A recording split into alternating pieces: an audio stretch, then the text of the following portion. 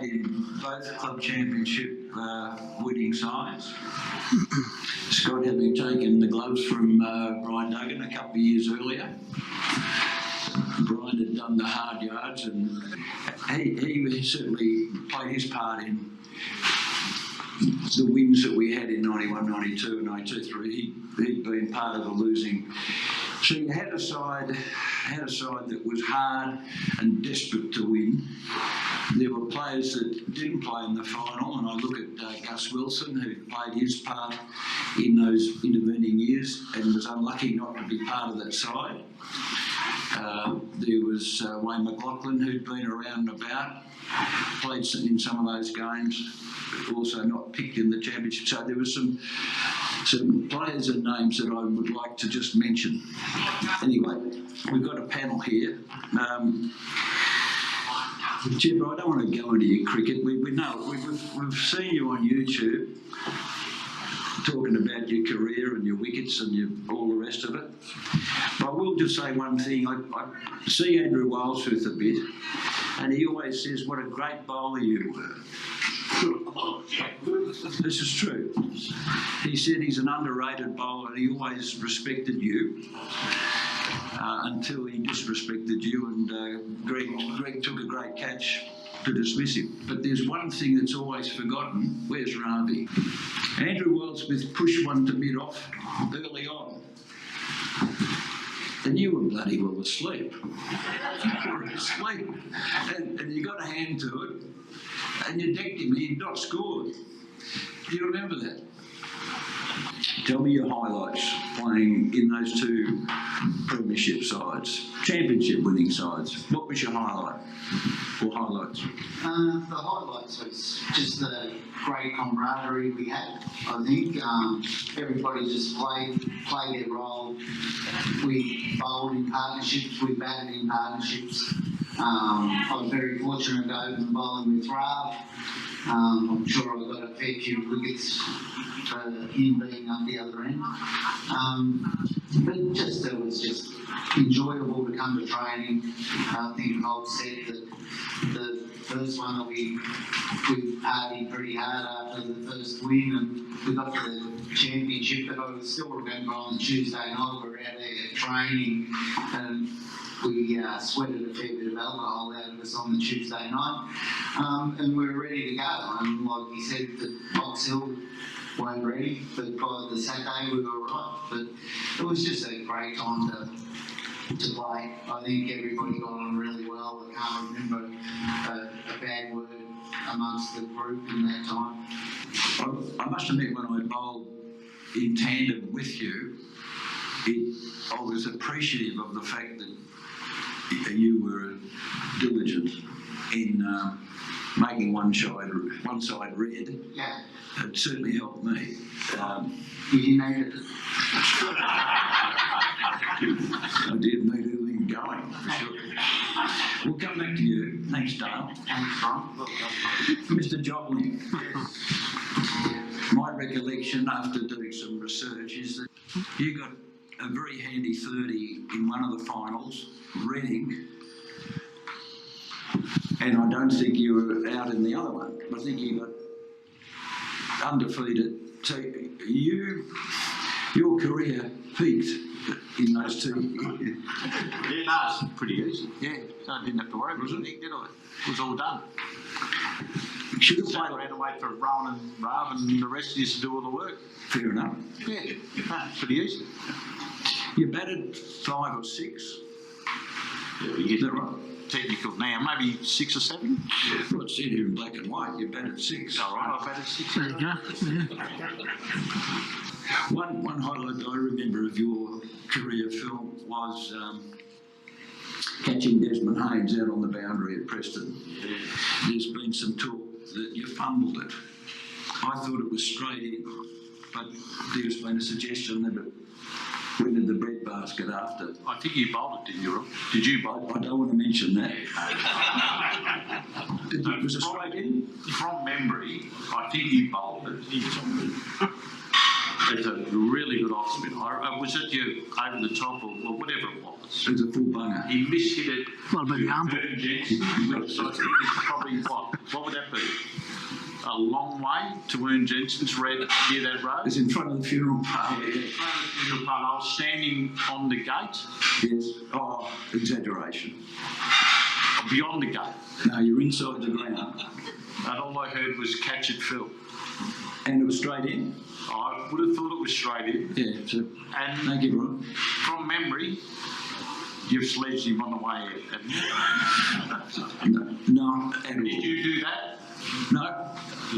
No, I heard it. I think you might have pointed. The reality was, after the game, he came up and brought me a Bacardi and Coke, and he said, well done. And that myth, I have no idea where that's come from, but that's rubbish. Maybe he didn't mind. Fair Lucky you missed it. Carl Hooper might have been a different story. It went a long way. Most people he wouldn't have. It is. Did it hit the road, you reckon? Yeah, it's gone to the road. Yeah. It's a great It catch. should have been a 10. It's a great It catch. should have.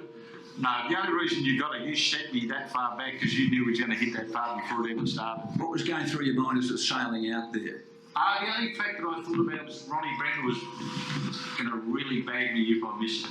Yes, that's true. And all I was just sitting there, and all I could hear was catch it, Phil, catch it, Phil, catch it, Phil. Well, I'm glad I had a safe pair of hands out there. You were a good field, Phil. Good arm. I was petrified, Ronnie. We were chasing 300 for the day, I reckon. Yeah, he was on his way. I think that was at the same game, Ronnie Boxall, I reckon. He run down the wicket first ball of the day and hit for 6.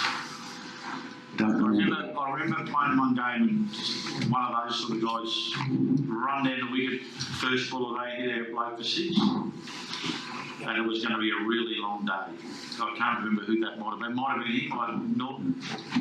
Was it him? I think you did Eddie. Yeah, Eddie. Yeah, first ball, Eddie bowl. Run down the wicket, hit for 6. It was going to be a long day. I remember Hooper doing that, Carl Hooper. We did get pinned by a lot of them, did we? When we were trying to be better than what we were, and a lot of them grabbed holes early. That's enough from you. Scotty, was it fair to say that did you live in the shadow of Steve for a while? Probably. Yeah. I played probably more games in the 2s than I did in the 1s, to be honest. So you could So, yeah, no, he couldn't cope. So, What was the highlight of your Preston career? playing in the premiership teams, of course, Yeah. I think, and just the longevity. So, 16, 17 years. stop moving, right? Yeah, Sorry. 16, 17 years, life membership. Played and spent a lot of time in this building with most of these people in the room. And yeah, like I said, played equally as many games in the 2s, if not more, than I did in the 1s. And in the 2s, we had a heap of success as well. So it sort of just naturally, even though there was all that disappointment of the firsts for a period of time, I think, once we sort of got the monkey off the back, we hit pay dirt and took advantage. Scotty, a couple of things that comes to mind was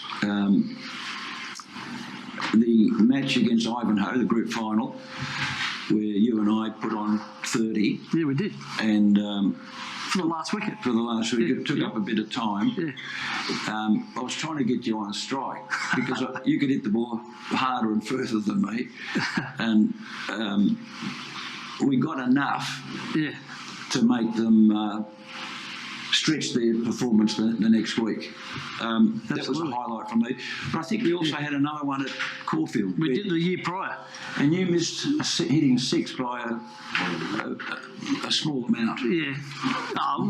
Well, I wasn't renowned for my hitting of 6s, but that was the year before. So, Year before, yeah. and if you recall, that final was reduced to a 1-dayer. Yes. And Yes. I can't remember if we were batting first or second. Second. Second, okay. Yeah, we were chasing a target. Yeah, we needed 11 off the last over. So we just fell short there. Batting in the dark. Yeah.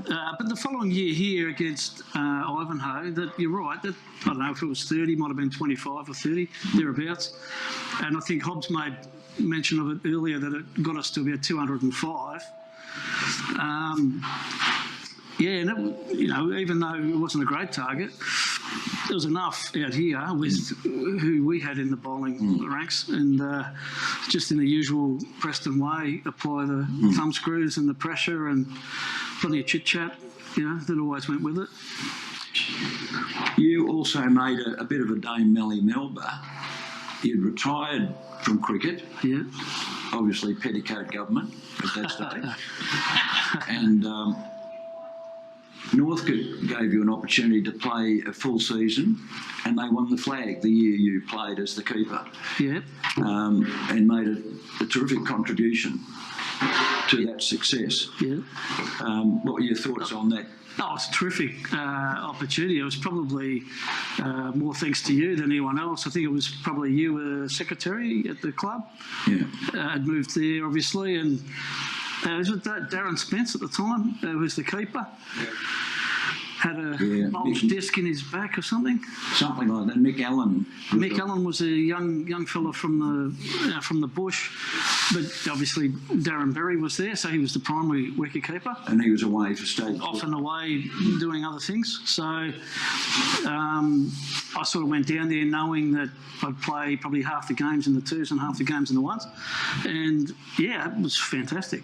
Really good. I mean, obviously the step up was huge for me. I mean, batting wise, I didn't really take a lot of attention, or I was batting 11, so it didn't really bother me too much. I was more worried about making sure I did my job behind the stumps.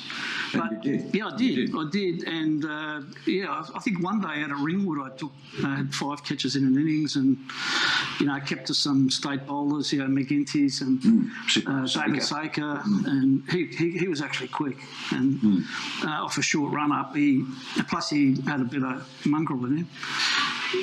It was a nice way to cap off your cricket playing career, wasn't it? Yeah, no, it was. And I didn't play in the finals, so I think by that stage Michael Allen had sort of assumed the duties, but Grant Gardner was there, and Gerard Dowling, of course, so it was great to renew acquaintances with Gerard. So bragging rights, Steve had bragging rights over you, but... I think he still has. Does it? Yeah. I think, his record as a batsman for sure, well and truly, and it was great for him to eventually return to Preston and be involved in some success as well. Better club Northcote, though. Yeah, the North Melbourne, absolutely. Yeah, well and truly. Yeah. All right, boys, I think we've got to move to a different panel, unless any of you guys want to say anything about your experiences. The championship game. It was just a pleasure to play with you, Ron. I don't want that. Don't give me that. Don't give me. No, I'll add to it. It wasn't a pleasure to play with you, Ron. Thank you. This is what it's about. Catching up with people over a long period of time. You're playing premierships. You love all that sort of stuff. You love being involved in this sort of club. And it's just terrific to catch up with people over a long period of time and still have things to talk about, people to see that you haven't seen for a long period of time. So it's just terrific to catch up with this sort of thing. Absolutely. I'll see you, Phil. Terrific.